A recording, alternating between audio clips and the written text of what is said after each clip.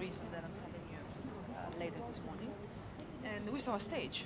As you can see now, the stage. I mean, I think it's quite clear to see that the gladiators, they couldn't fight there. As you can see, there's no room enough to fight. Okay.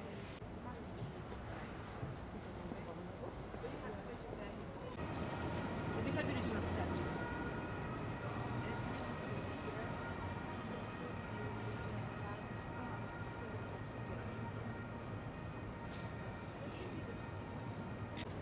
And well, I can tell you exactly the lines of different axes of the Colosseo. So this is the long. И насчет места императора тоже. Плюс утром, кстати, солнышко.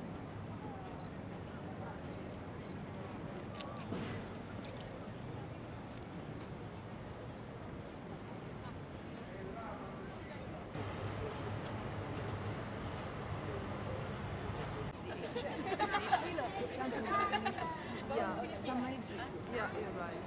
So if you study Michelangelo without studying the Romans, you cannot understand Michelangelo.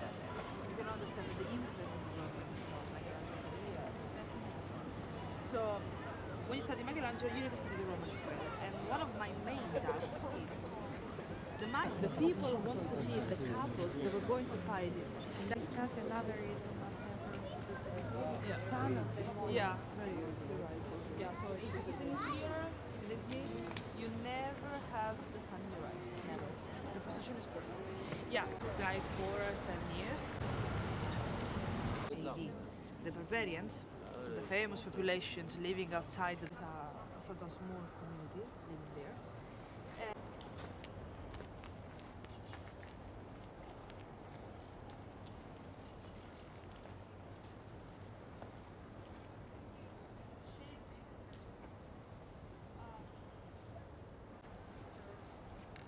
Moved to the center of the forum, and the roof was very, very high, because just imagine having 300 senators meeting in that building, and just one of them of the Roman Empire. The two columns you have there, those are the three columns of the temple of Vespasian and Titus. Vespasian and Titus were the two emperors who decided to commission the construction of the Colosseo. This sort of universal civil war, and he was the emperor. He was an emperor for 2 years, between 46 BC and 44 BC. While Caesar slabs of marble, and you have to imagine that was the altar used for the cremation of Julius Caesar. So the body of Julius Caesar was burned to the ground. Why?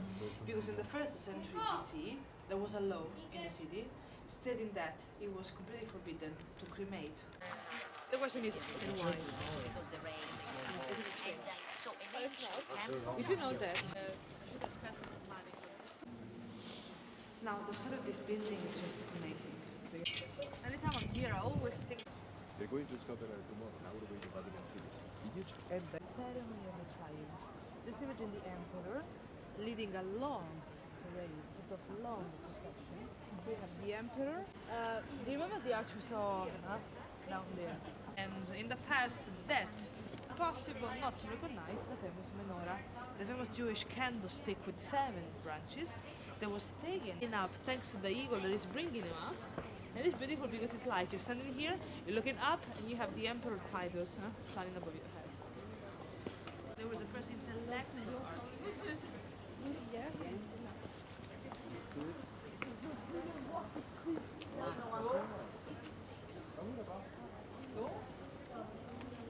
And because 2 years ago, there was just one or a couple. Oh. Oh. It's posing for you. Yes, it's photo section. Thank you. To everyone. So just the very important people. Cool.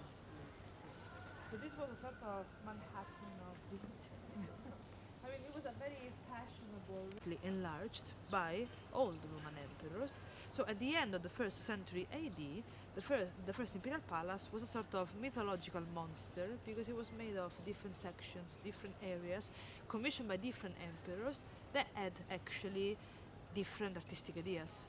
So it was not a coherent palace, but it was just made of different pavilions, so it was not very beautiful. In 81 AD, up to the second floor, because the first floor is underneath. So So this was twice. Slaves that had been paid by the Roman citizens to kill the emperor. Because the citizens were not very happy with him. He was a very cruel and violent and horrible emperor. So right, this is where he died. And he was a very lazy guy. I mean, as an emperor, and you have to mention that there's a cistern that there to collect the water. And on that side, on the right, there are three small rooms. Stadium, okay? And it was really used as a stadium to entertain the emperor. According to a savage, historians, it was just a beautiful garden, but in the chivalry. So I cannot tell you for sure if this was ever used as a real stadium, okay? But think about it.